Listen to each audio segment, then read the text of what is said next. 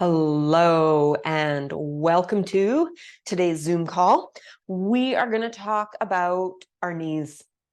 There's a lot of stuff that goes on with the knees. I wish I had a knee joint demo here apart from my own knees, but we're going to go with my own knees. Knees have lots of parts in them, we know that, but knees aren't quite the same as back pain. Back pain can be a bit more of this. This is my dog. Luna, say hi. Back pain, with the chronic aspect of back pain, there tends to be a larger psychosociological aspect that we need to look at when it comes to back pain. There's a little bit of that with knee pain though. But a lot of getting the knees to feel better is just finding that right combination of exercises. And it's really kind of playing with that combination. I had knee pain a year and a half ago. No, okay, that's enough, Luna. I had knee pain about a year and a half ago, and it was really frustrating. I was doing all the things that I thought would help. I was doing the exercises, the weighted exercises, and it was waking me up in the middle of the night. It didn't make any sense to me that the biggest pain for my knees was going down the stairs, but also in the middle of the night. It was so painful, it would wake me up. I went to my physiotherapist. We looked at it. She couldn't figure it out quite either. So I had some imaging done. My doctor cleared me saying I had a little bit of arthritis, and she said you should try orthotics. And I said, no, I think I'll try movement. She goes, that's a good idea. So I got back on my bike.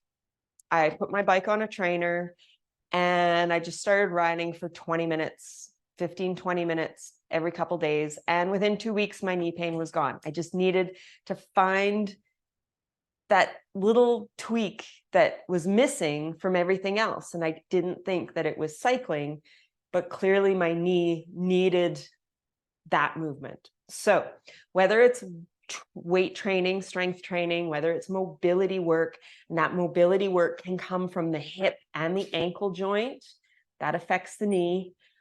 We're going to look at the knee joint. All right. So basics of the knee joint, we know the knee bends, right? We know it bends this way. Now, the knee also rotates, which is interesting. If you take your knee, I want you to sit, have your knee bent. Put your hands just around this portion of your knee and turn your toe, turn my foot out here, turn your toe in and out this way, right? Like if you've done any of the exercises where there's an external, internal rotation, see when my leg's straight, that makes my hip do internal, external. If my knee bends, my foot can still do an internal, external, but you'll feel that rotation happens in the knee joint.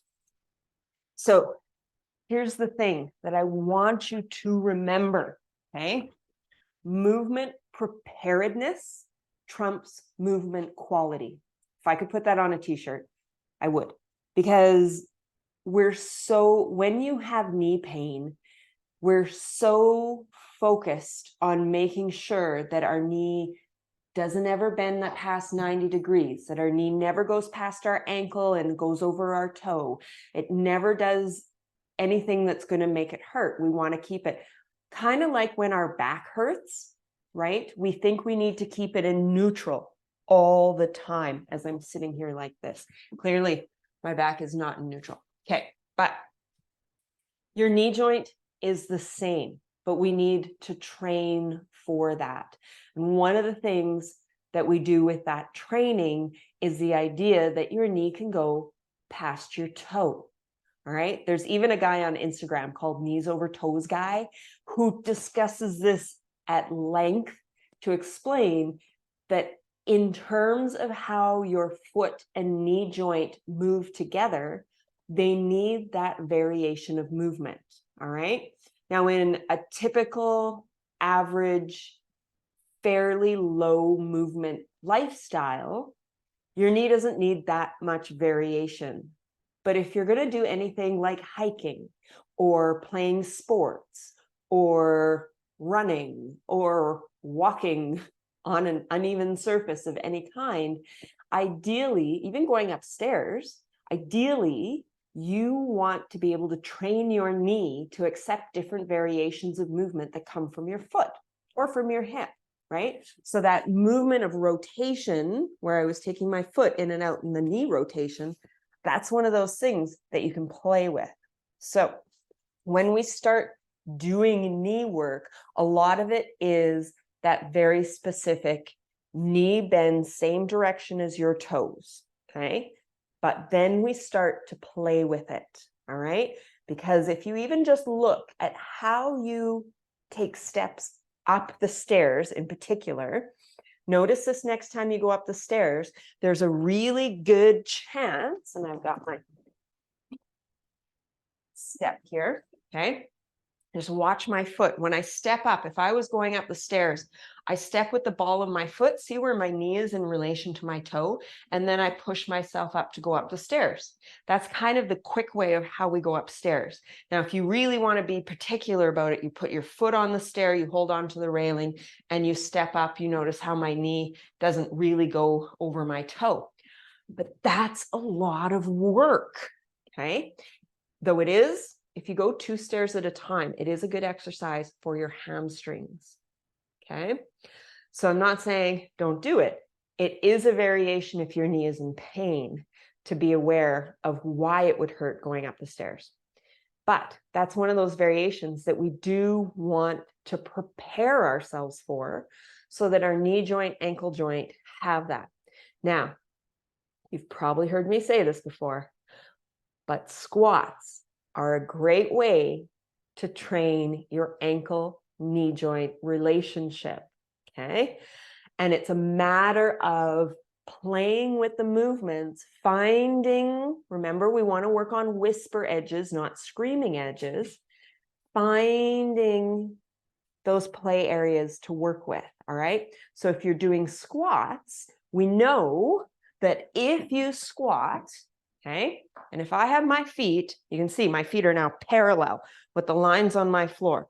I'm going to try not to squat back on this thing here, okay? Feet are parallel with the line on the floor. If I squat with my feet parallel, I can get to about here, and I've got pretty good range for a squat, okay? Now, if I take my toes out this direction, and I let my knees go in the same direction as my toes, you know, I can get way further because of the access of movement, the accessibility of movement I have from my hip socket, plus my ankle joint. If you look at this knee is way over that toe, all right? So I've got that ankle joint mobility to be able to gain access to that. If you don't, all you have to do is put something underneath your heels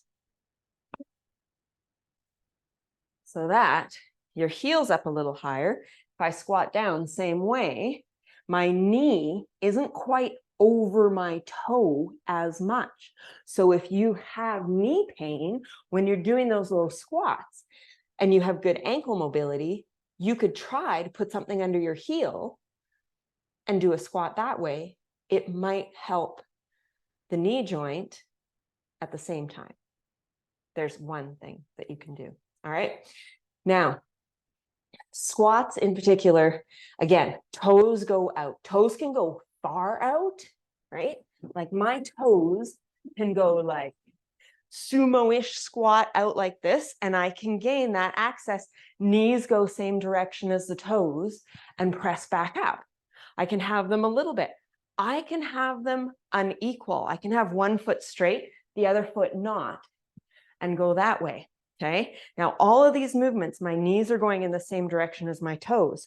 However, I could do that squat, let my knees fall in. You can see this angle right here from my foot to my knee joint. Knees are in a little bit. I can push with that and come up. Now, I can do that because I've trained for it. Movement preparedness trumps movement quality. all right? Same thing if you think about, we're hitting fall season. Same thing if you think about shoveling. If you haven't been training for shoveling all summer and you go out and shovel a heavy snowfall, it's going to be challenging. You might hurt yourself. Okay, start training now. So either way, we want to play with the movements and change it up. See what you can do, see what aggravates it, work around it, okay, and play with that. Even when you're doing squats, I could put something under my heel, so I could be doing a squat like this. If this knee bends well, but it doesn't like my ankle joint doesn't like it, I could do something under my ankle. So I'm doing a squat like this, right? Or I could not put something under my ankle and just practice the balance aspect of it. There's so many things that you can look at. Same thing goes if you were to do lunges, okay? Now I've got a glider thingy here. And if I stand up, I could play with this in the fact that I could keep my knee way over my toe and I could do like a split squat. That's not really a glide. Now, there we go. Now I'm going to glide it down this way. Okay. These gliders are great because this allows your foot to slide, makes the back leg only there for balance. The front leg is the one that does the work. All right. We tend to get into, and realistically, it's not a horrible thing because everything's movement. And if you feel something working, you're going to get stronger for the most part. But when you do those lunges, I want you to feel that your back leg is only there for balance, and that 95% of the work is happening in your front leg, particularly the back of your leg usually, all right? And there will be a leg class coming up within this next couple weeks. So if you don't have any of these gliders, okay, realistically, grab a washcloth, put it on a hardwood floor. Same thing. But you can get these gliders for carpet. So if you do work out in a carpeted area, you can get these. This isn't it.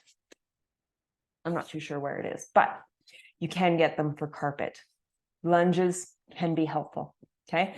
And again, you can do lunges with your knee directly over your ankle, and you can do lunges with your knee kind of over your toe. Lots of variations, and we will be looking at them in the upcoming leg class. All right. Until then, learn about your knees, know about your knees. One more thing that I remembered that I wanted to talk about is arthritis in the knees. Okay.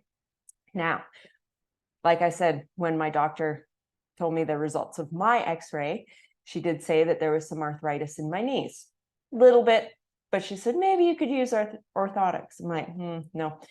But one of the big things that aggravates arthritis is inflammation. Makes sense. You have a cranky joint as it is, inflammation is clearly going to make it crankier. But that inflammation isn't that you need to necessarily ice your knee.